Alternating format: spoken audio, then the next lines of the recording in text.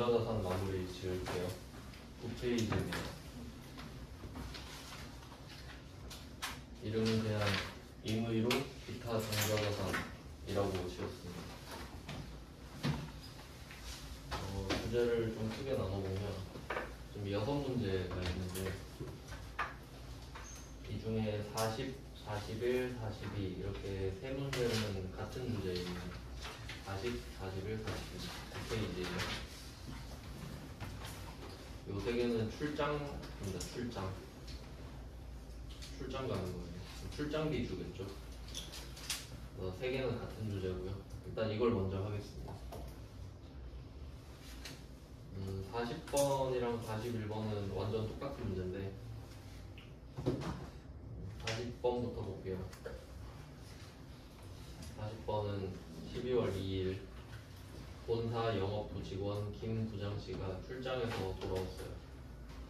6월 25일에 회사에서 지급한 출장비에 대해서 정산하고 보고 나온다. 정산이라는 단어는 많이 보게 될 텐데 정산은 한자로 보면은 정밀하게 계산한다는 뜻이거든요. 그러면 그 정산이라는 단어가 나오려면은 그 전에 반드시 계산이 있어야 돼요. 계산은 대충 계산한다는 뜻이거든요. 뭐 계괄이나 계론 뭐 이런 단어 쓸 때 계자예요. 그래서 정산을 한다는 소리는 정확하게 계산을 하는 거니까 그 전에 대충 한 적이 있었어요.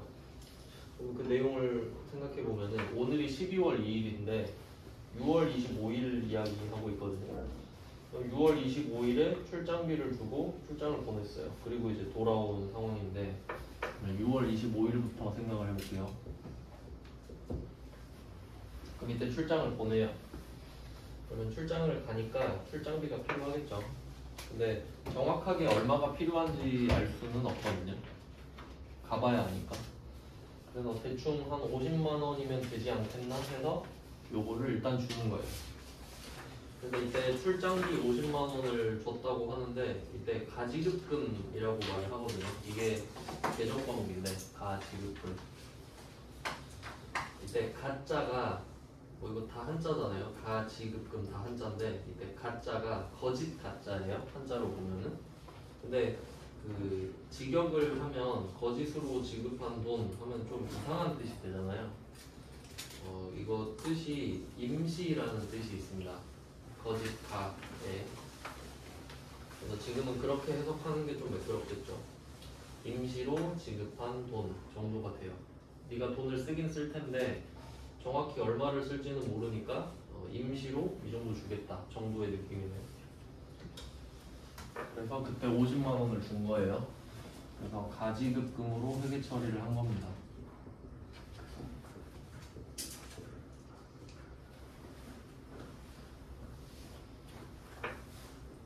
네, 여기서는 뭐 현금으로 줬다고 가정할게요.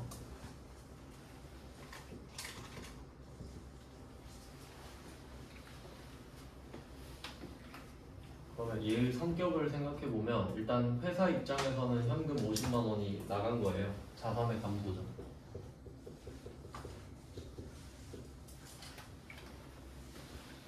그리고 가지급금은 그 맡겨놓은 거거든요. 그 사람한테. 약간 빌려준 느낌 비슷하죠. 근데 출장을 가는 사람이 한 명만 있는 건 아닐 거잖아요. 그래서 누구한테 맡겨놨는지까지 써놔야 돼요. 돈을 빌려준 것처럼. 그래서 여기서는 김 부장씨, 이름이 김 부장이죠. 거래처처럼 써놓습니다. 김 부장. 김 부장한테 50을 줘서 보내놨다. 그리고 빌려준 돈의 느낌이 있어서 얘는 자산으로 회계 처리를 하고요.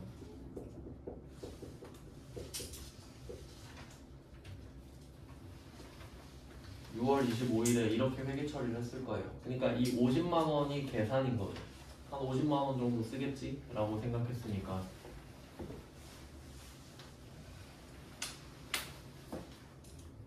그리고 오늘이 12월 2일이에요. 돌아왔죠.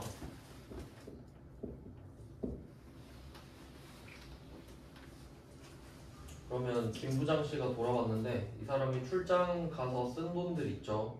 여기서는 교통비랑 숙박비를 말하고 있는데 뭐 식비도 다 포함이 돼 있을 겁니다. 근데 영수증을 보니까 47만 5천 원어치를 갖고 온 거예요. 그러면 50만 원을 맡겨놨는데 영수증이 47만 5천 원이에요. 그러면 2만 5천 원 남았겠죠. 그럼 그것도 갖고 와 이럴 겁니다. 그래서 갔다 왔으니까 이제 가지급금은 없어진 거예요. 맡겨놓은 돈이 없어지고 돈을 썼으니까 확인했으니까.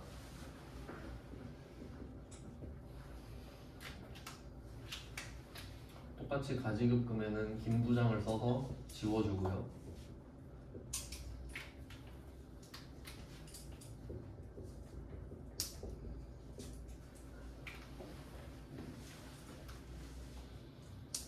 그리고 47만 5천 원은 확인이 됐거든요. 출장을 가서 쓴 돈이라고 영수증이 있으니까. 그러면 그때 그 영수증을 보고 돈을 썼다 확인을 했으니까 비용 처리를 합니다. 출장 갈 때 출장비로 쓰는 계정 과목이 여비교통비입니다. 여비교통비. 앞에서 한번 나왔었죠. 여비교통비. 그리고 이 직원의 부서가 중요해요. 이 사람이 영업부거든요. 800번입니다. 상관비죠. 800번 여비교통비. 확인된 돈은 47만 5천 원입니다. 비용 처리하고요.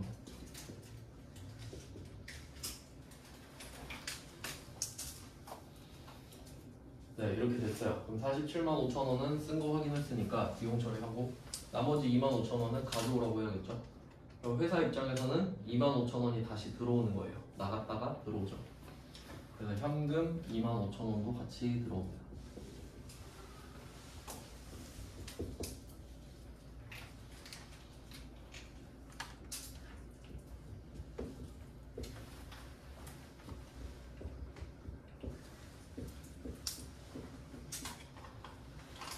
그래서 이런 식으로 현금을 출장비로 주고, 이때 영수증은 현금 영수증이겠죠? 현금을 주고 현금 영수증 받아와라 이렇게 했을 겁니다. 그러면 회사 법인 번호로 했을 거니까 법인이 쓴 돈으로 비용 처리가 되거든요. 그래서 비용 처리하고 나머지 돈 받아내고 이렇게 정리하면 돼요. 출장비. 이게 가장 기본적인 출장비 문제고요. 그리고 이 문제에서 세 번째 줄을 보면은 가지급금에 대한 거래처를 입력한다 이렇게 돼 있잖아요. 당연히 써야겠죠. 출장 가는 사람이 한 명만 있는 거 아니라고 했잖아요. 그러니까 출장 간 사람 이름 다 적어줘야겠죠. 누구한테 얼마, 누구한테 얼마. 돌아오면 한 명씩 관리해주는 식으로 하겠습니다. 그 다음은 41번인데 40번이랑 41번이 완전 똑같은 문제거든요. 문구만 좀 달라요. 확인해 보겠습니다. 41번은 12월 8일이고요. 제품의 수출을 위하여 중국에 출장을 갔던 홍길동이라고 하네요. 홍길동이 출장을 갔는데 간 이유가 뭐냐 하면 제품의 수출을 위해 갔대. 그럼 이때 보통은 부서를 말해주잖아요.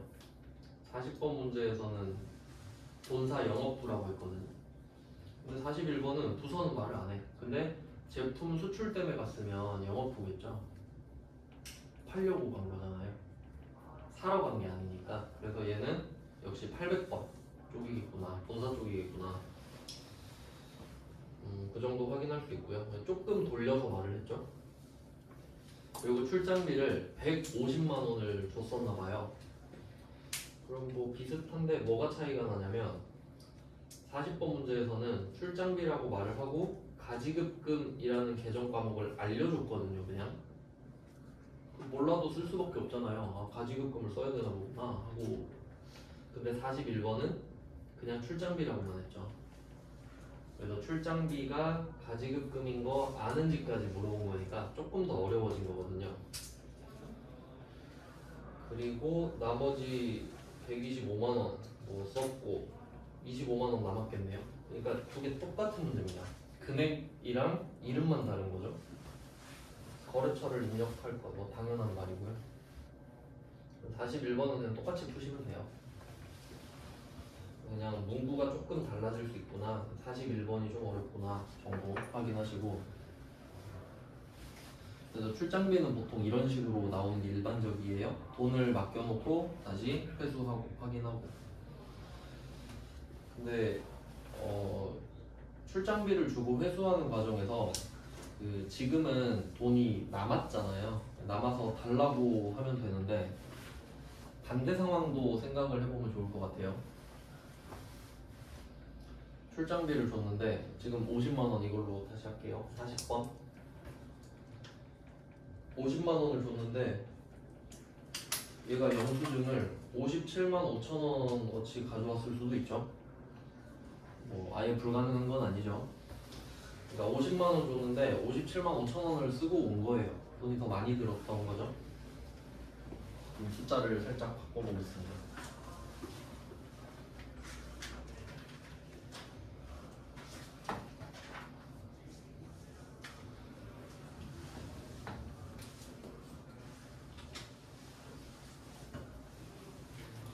(57만 5천 원인 거예요. 그러면 7만 5천 원은 지 돈으로 썼겠죠? 아, 그럼 뭐 쓸 수가 없잖아요. 그래서 이렇게 확인이 되면은 7만 5천 원을 회사 측에서 더 줘야 되죠. 네 돈으로 썼을 테니까. 그러니까 그 회사 영수증을 돈 주고 사는 겁니다, 회사가.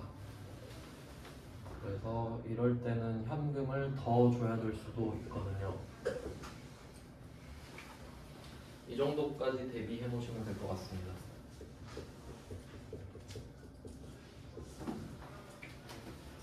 돈이 부족했을 때도 있을 수도 있으니까.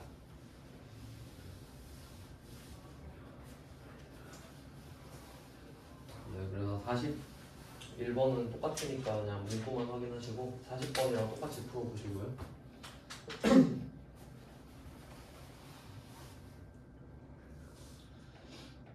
그 다음에 42번 문제. 42번도 출장비예요. 근데 조금 달라요, 스타일이. 문제 한번 보겠습니다. 42번. 영업부 사원 김기덕의 지방 출장비에 대한 분기가 누락된 것이 발견됐다. 여기서 뭐 중요한 단어는 누락과 발견입니다. 누락, 발견. 이 의미를 알아야 될 텐데, 일단 누락이라고 하면은 이 실제 사건이 발생했는데 회계 처리를 안 한 거예요.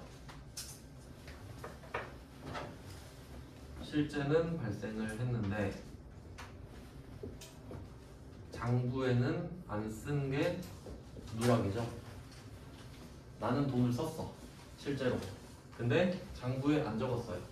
이게 누락입니다. 누락. 이 상태를 누락이라고 하는데, 이걸 발견했어요. 발견을 했다 하면 발견하고 장부에 써야겠죠. 누락했다는 사실을 알아차린 거니까. 그러면 누락했었을 때는 안 맞았지만 오늘 발견을 해서 맞게끔 하겠다, 이 소리가 되는 겁니다. 네, 일단 내용은 그래요. 그러면 어떤 걸 누락했는지 한번 볼게요. 박스 안에 출장비 사용 내역, KTX 기차요금, 숙박비, 기타 재 비용. 여기서 재자는 여러 가지 재. 맨 앞에서 재무, 재표 할 때 재무를 나타내는 여러 가지 표. 그래서 재자 많이 쓰거든요. 그냥 뭐 여러 가지 비용이란 뜻이에요. 그러니까 결론은 합치면 출장비죠. 그래서 출장비로 30만 원을 쓴 겁니다, 이 사람이. 영업부 사원 김기덕이죠. 그럼 이 사람이 진작에 이 출장비 사용 내역을 제출했을 거 아니에요, 우리한테. 그러면 실제로는 갔다 온 거죠? 근데 우리가 이걸 깜빡하고 장부에 안 적었단 말이에요.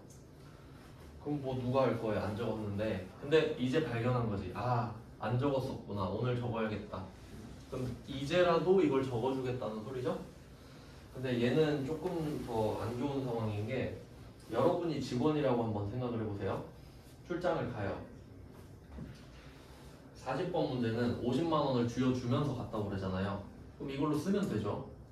근데 42번은 좀 약간 상황이 사실 공포스러운 상황인데, 문제 두 번째 줄 보시면 비용은 보통 예금 계좌에서 개인 계좌로 이체하여 지급하였다 이러고 있죠. 발견했다는 거는 장부에 기록을 하겠다는 소리고, 이거에 맞춰서 계좌 이체를 해준다는 소리죠. 그러니까 이 회사는 애초에 출장비를 안 준 거야. 출장비를 안 주고, 야 일단 네 돈으로 갔다 와, 이런 느낌이죠. 그럼 이 사람은 실제로 지 돈 쓴 거야. 썼겠죠, 30만 원. 그리고 보고한 거 아니에요. 나 30만 원 썼으니까 주세요. 근데 거기다 누락까지 했죠. 그럼 계속 돈을 못 받고 있었어. 근데 발견을 해서 이제 장부에 적잖아요. 그래서 이제 계좌 이체한 거예요. 뭐 그런 내용이에요. 그러면 진작 이 사건은 있었지만 지금 장부에 적을 거거든요. 그래서 오늘 8월 15일에 발견한 날, 공휴일인데 출근했나봐요. 8월 15일. 이런 조소 가면 안 되죠. 그러면 여비교통비 800번 여비교통비, 일단 영업부 직원이니까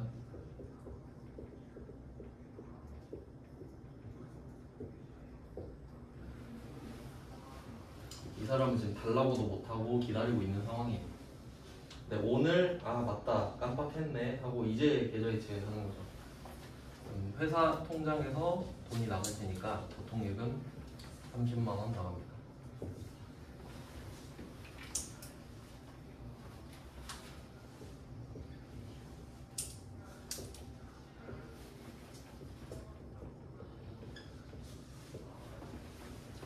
네, 스타일이 좀 다르죠.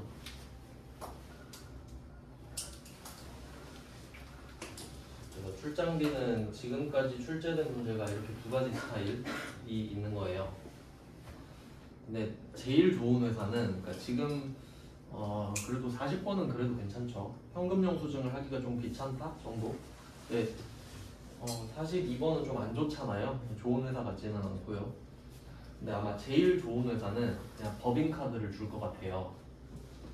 법인카드를 주게 되면은 왜 근데 그 문제를 안 내는 것 같냐면, 이게 지금 출장을 갈 때 그 안에서 교통비랑 숙박비랑 식비를 다 합쳐야 출장비잖아요. 근데 카드로 결제를 하면 그때그때 건별로 끊겨요. 숙박비 하나, 식비 하나 이렇게 다 따로따로 거래가 되잖아요. 그래서 하나씩밖에 못 내거든요.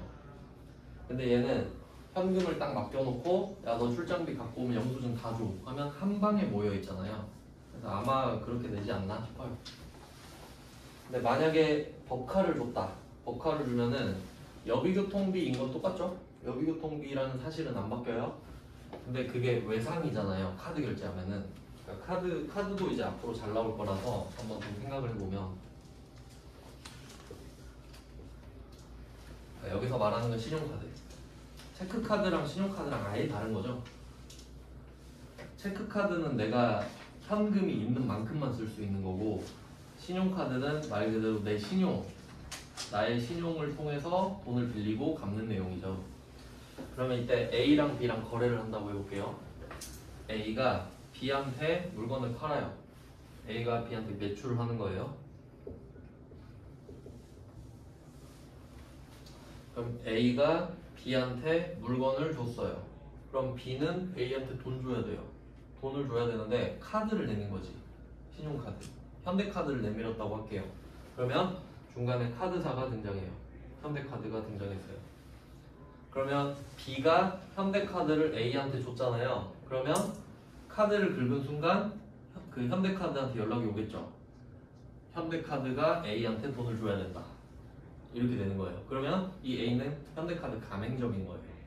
뭐 이런 내용이고, 그러면 일단은 B가 현대카드를 긁으면 현대카드가 A한테 돈을 주는 걸로 되거든요. 그러면 현대카드가 돈을 안 줄 리가 없으니까 A는 그냥 카드사가 주는구나. 가맹점. 그리고 B는 다음 달에 현대카드에 입금하죠. 그래서 결론, 신용카드로 물건을 사면 외상입니다. 물건은 오늘 받았는데 돈은 오늘 안 줘도 되니까. 그러면 이걸 법카로 긁었다고 하면 바로 여비교통비가 찍히고 미지급금이 돼요. 미지급금. 그 외상 중에 우리 매출채권 배웠던 거 외상 매출금이랑 받으러움 있었잖아요. 그리고 그 두 개는 영업이었어요. 제품 매출, 상품 매출에 관련된 거. 그게 아니면 미수금이었거든요. 그럼 그게 매입 쪽으로 넘어가면 외상 매입금, 지급어음. 그게 아니면 미지급금. 이렇게 된단 말이죠. 그럼 이때 원재료 사는 거 아니죠. 근데 외상이죠. 그래서 미지급금이 되겠지. 만약에 카드로 긁었다고 하면. 그리고 그 미지급금의 대상은 현대카드. 현대카드한테 돈 갚아야 되니까. A한테 돈 갚는 거 아니죠? B는. 그래서 카드 결제하면은 카드사 이름이 나오게 되겠죠. 카드사한테 돈을 갚아야 되니까. 뭐 그 정도? 근데 여기서는 한 번도 나온 적은 없고요. 나중에 부가가치세 배운 이후에 많이 나옵니다.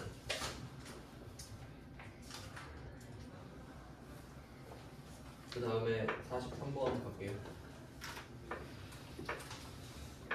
43번은 여기서 43, 44, 45가 같은 주제로 연결되어 있는데 얘네들은 시간 순서대로 했어요.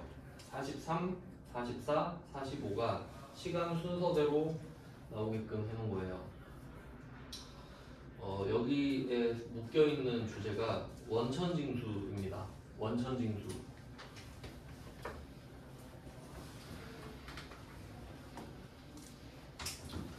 네, 원천징수는 그 세금과 관련된 주제거든요.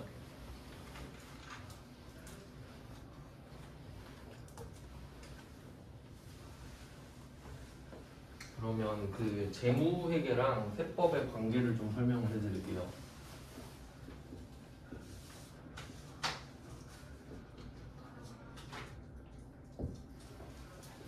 그 처음에 배우면은 뭐 회계를 배우는데 세법 이야기가 너무 많이 나와요. 나는 회계를 배우고 있는데 왜 자꾸 세무회계가 나오고 막 그러는가.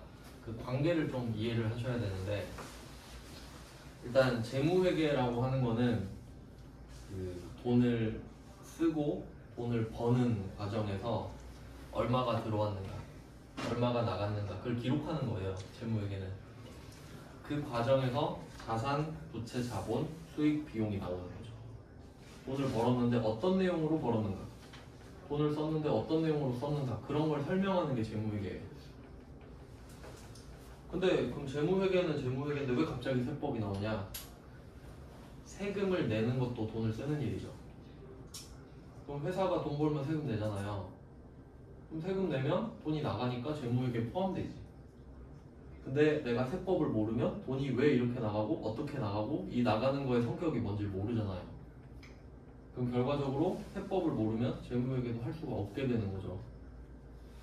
그래서 이렇게 조금씩 섞여 있어요, 주제가.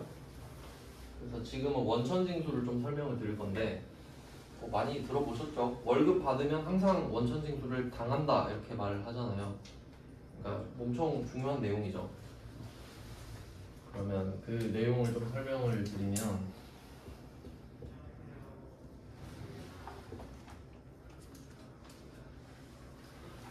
A랑 B가 있다고 하고요.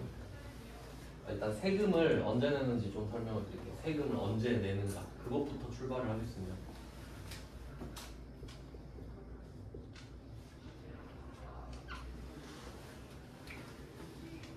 뭐 그런 말이 있잖아요. 뭐 벤자민 프랭클린이 그랬나? 죽음과 세금은 피할 수 없다. 뭐 그런 말이 있죠. 세금 그 우리나라는 뭐 그렇게 빡세지 않은데 그 미국 국세청이 IRS인가 그러거든요. 미국도 국세청 있을 거 아니에요. 그 사람들 총 들고 다녀요. 세금 받으려고. 미국 총기 소지 가능하잖아요. 뭐 그만큼 세금 피할 수 없는 이유가 그거죠. 그러면 세금은 언제 내냐면 일단 우리나라 법으로 해야겠죠. 미국 법은 일단 중요하진 않고 세금은 일단 그 소비, 소득, 재산, 행위. 우리나라는 세금을 이 네 가지에 걷습니다. 소비, 소득, 재산, 행위. 이건 그냥 상식적으로 알고 계신데 교양이죠 이거는. 여러분 세금 맨날 내니까 난 세금을 도대체 왜 내지? 뭐 그런 내용이에요. 일단 소비 같은 경우는 여러분이 물건을 사는 걸 소비라 그러죠? 그럼 물건을 살 때 야 너 물건 샀으니까 세금 내. 가만히 앉아서 손가락 까딱까딱해서 물건 쓰고 있잖아. 부가세, 부가가치세를 내라. 그래서 부가가치세가 가장 대표적이고 개별 소비세도 뭐 포함이 되는데 자동차 살 때 개별 소비세 붙거든요. 그것도 소비죠. 자동차 샀으니까 내는 거고 명품 사도 개별 소비세 붙고 부가가치세 정도만 알면 되고요. 이걸 나중에 배울 겁니다. 우리 유동자산 끝내고 이거 할 거거든요. 부가가치세. 그러니까 곧 하겠죠 이제. 그 다음에 수득. 수득이라는 말을 뭐 일상적으로 잘 쓰진 않는데 그 숫자가 수입이에요. 수입 들어오는 거 수입. 득은 얻었다 하죠. 뭐 개이득 할 때 득. 그럼 뭔가를 벌어들인 거지. 아무것도 없었는데 생겼다.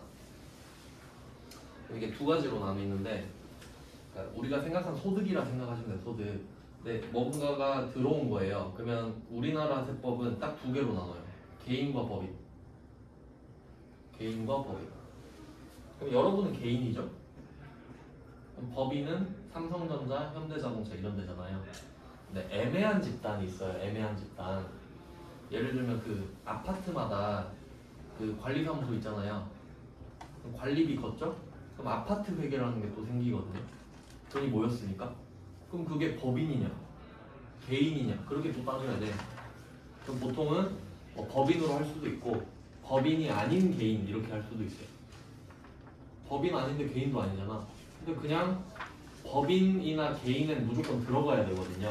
세금을 내야 되니까. 그럼 법인 아닌 개인 뭐 이런 게 있을 수 있죠. 그래서 법인이면 법인세를 내요. 개인이면 소득세 내요. 이렇게 돼요. 법인은 법인세, 소득은 소득세. 그러니까 뭐 예를 들면 삼성전자는 법인이잖아요. 그럼 삼성전자 이름으로 번 돈은 법인세를 내겠죠. 근데 법인이 생각을 합니까? 삼성전자가? 사실 삼성전자는 아무것도 없죠. 그냥 법인 설립 등기를 친 거잖아요. 그러니까 대표가 필요해. 법인은 사람이 아니니까. 그러니까 법인은 법적인 사람이거든요. 그러니까 대표가 있잖아요. 지금은 이재용 회장이죠. 회장 됐죠. 그럼 이재용 회장이 대표로 삼성전자 대신에 세금을 계산해서 낼 의무가 있는 거예요. 대표니까. 그러면 이재용 회장은 개인이잖아요. 그럼 그 사람은 삼성전자한테 돈 받죠? 그럼 그 받은 돈에 대해서 소득세를 내고 뭐 이런 구조가 되는 거죠. 그 다음에 뭐 재산은 재산세나 뭐 종부세 정도 되겠죠. 재산세나 종합부동산세 이런 거 들어보셨죠?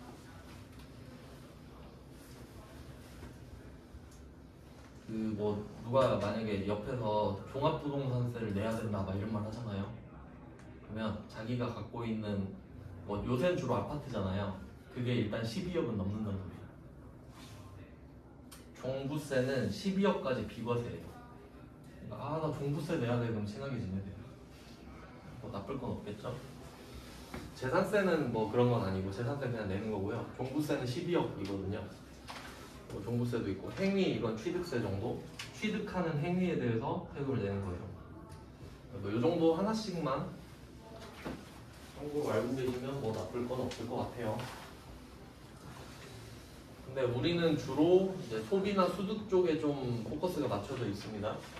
부동산 쪽은 뭐 재산이나 행위 쪽에 맞춰져 있는데 우리는 뭐 그냥 장사하는 거니까. 그럼 이때 A가 B한테 돈을 줘요. A가 B한테 돈을 준다고 할게요. 그러면 이때 B가 개인일 수도 있고 법인일 수도 있잖아요.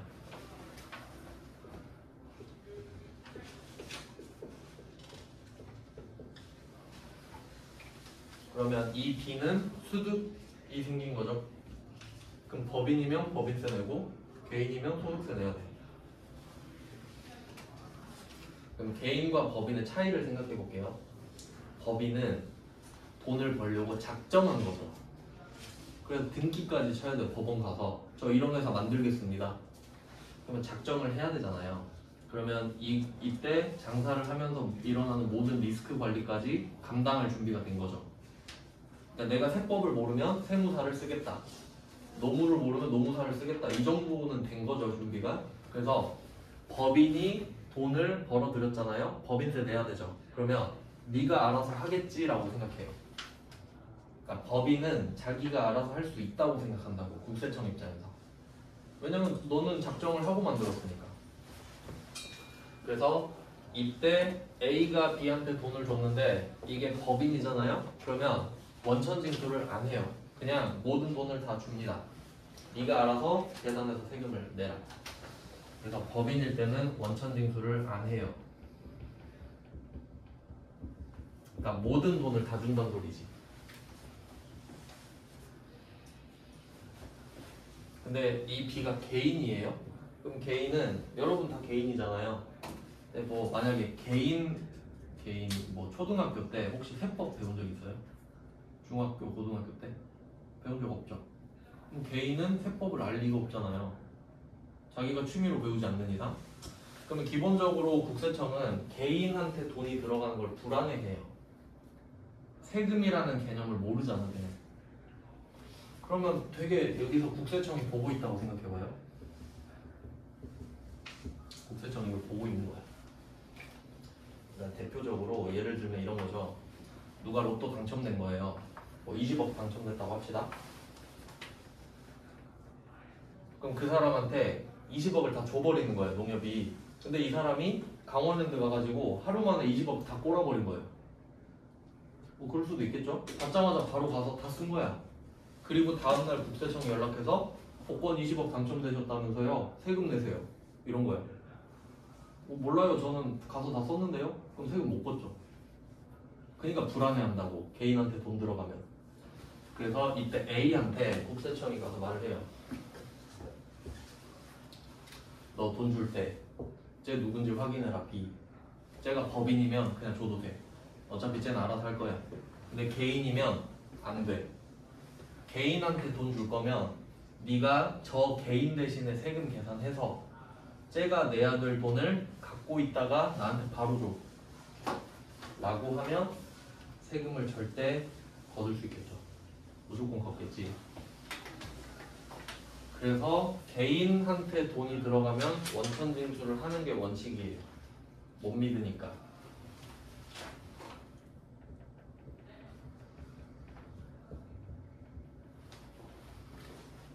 뭐 대충 흐름은 이래요.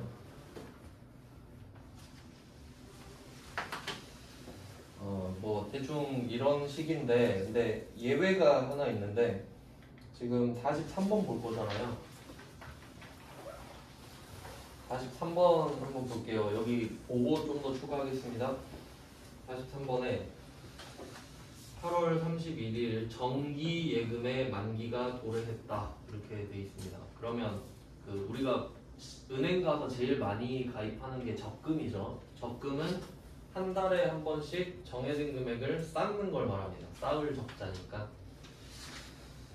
근데 예금 같은 경우는 목돈을 한 방에 딱 넣고 정해진 기간, 뭐 1년이죠 주로. 그럼 1년 뒤에 이자랑 같이 받는 걸 말이에요. 그래서 여기서 예금이라고 말을 하고 있죠. 그럼 내가 1,000만 원을 넣었던 거예요, 1년 전에. 1년 전에 1,000만 원을 넣고 1년 기다린 겁니다. 그러니까 이게 돈을 빌려준 거죠, 은행한테. 은행한테 1,000만 원 빌려주고 오늘 1,000만 원 받고 이자 40까지 받는 거지. 그러면 국세청이 딱 이걸 봤어요. 그러면 이때 A가 은행이죠. 이자를 줘야 되니까. 그러면 B가 우리예요. 그럼 우리 법인이거든요. 그러면 이론상으로는 국세청이 그럴 거 아니에요. 야, 쟤 법인이니까 40만 원 다 줘. 알아서 세금 낼 거니까. 이렇게 되겠죠?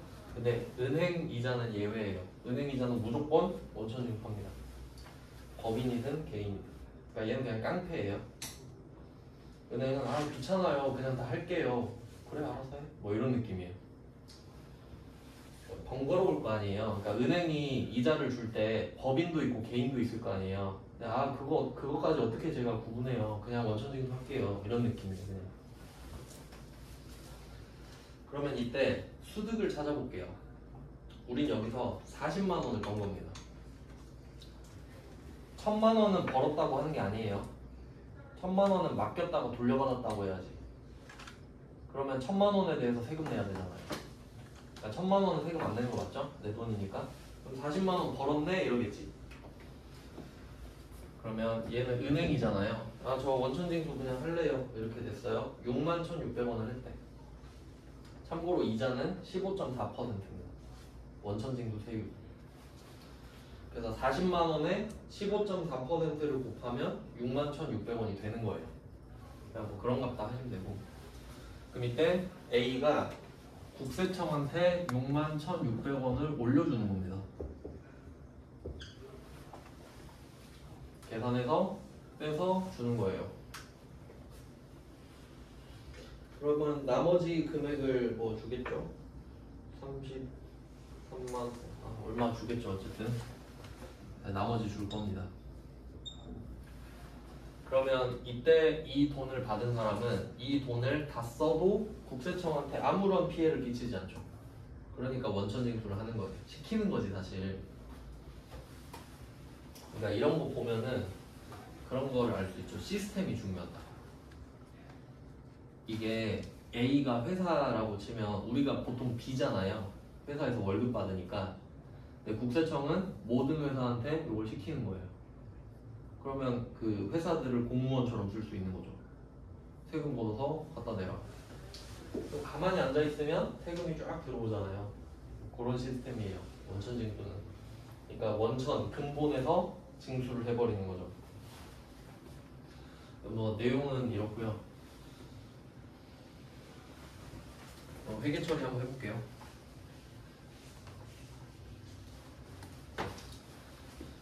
일단 예금의 원금이 1,000만 원이라고 했잖아요. 그것부터 좀 알려드릴게요.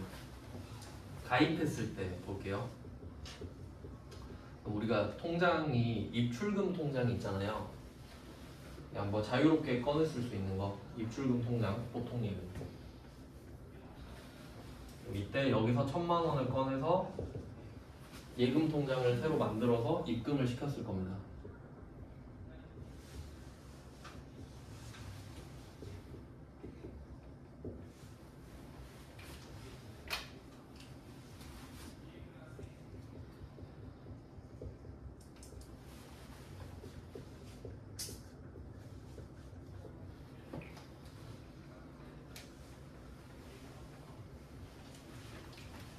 처음에 가입했을 때.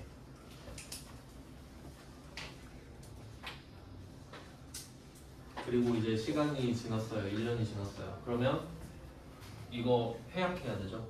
그럼 정기예금이 사라집니다.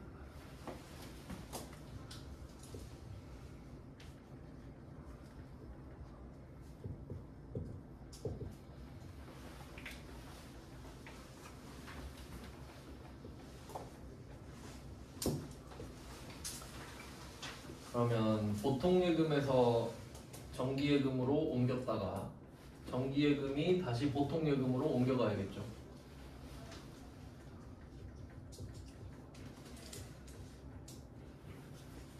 일단 뭐 이것까지는 똑같아요.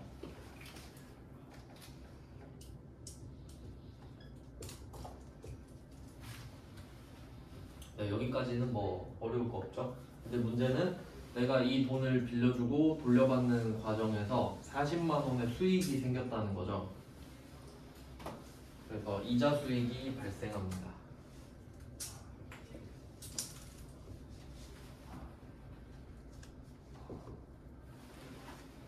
예전에는 없었는데 지금 40만 원이 더 생겼으니까 얘가 바로 수익입니다. 자산의 추가 증가분이에요.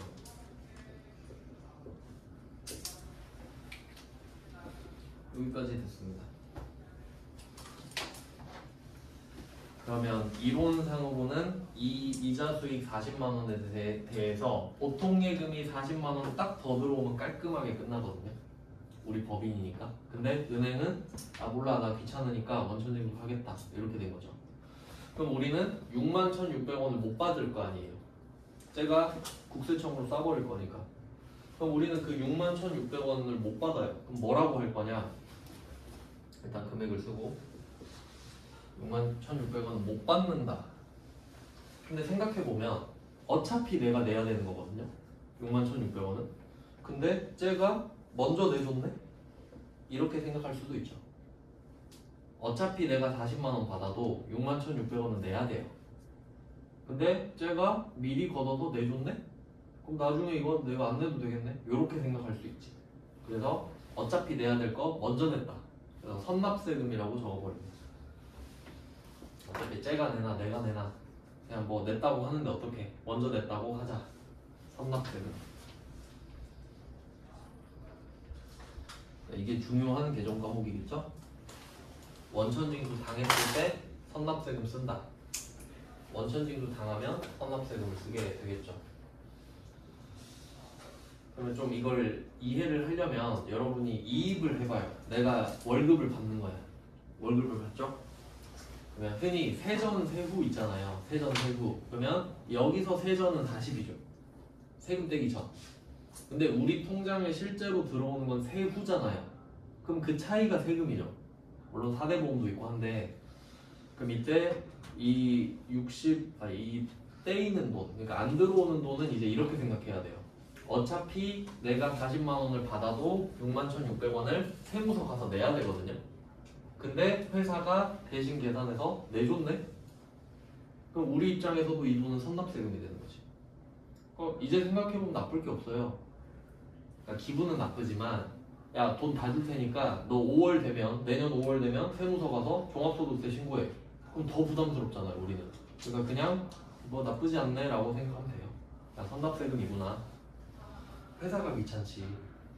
이것 때문에 인사팀에서 따로 이거 원천징수 해야 되잖아요. 그러니까 뭐 그래서 직장인들은 뭐 할 게 없죠, 따로.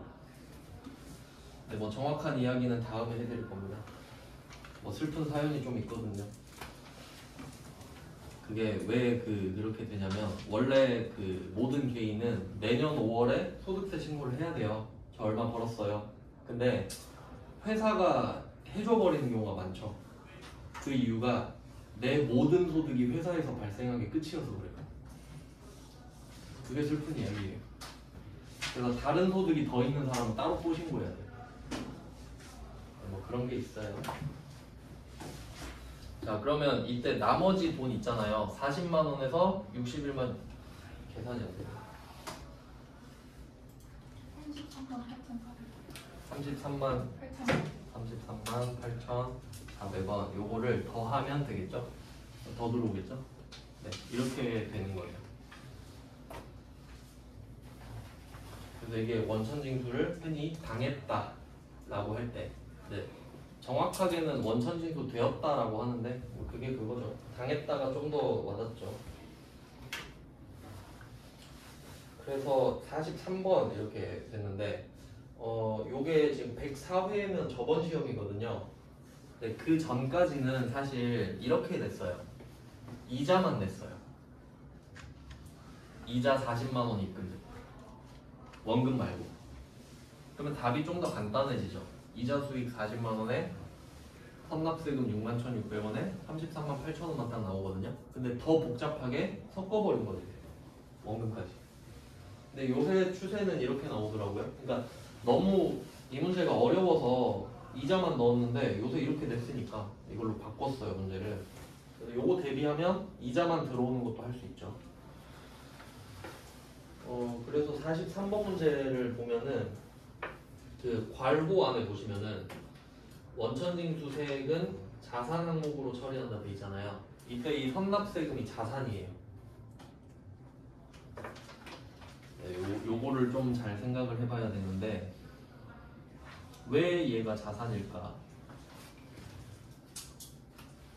이런 맥락으로 생각을 해볼게요. 내가 원천징수를 당했잖아요. 좋든 싫든. 그러면 은행은 진짜로 61,600원을 내 이름으로 내줬겠죠. 그럼 국세청은 내가 냈다고 생각을 할 거 아니에요?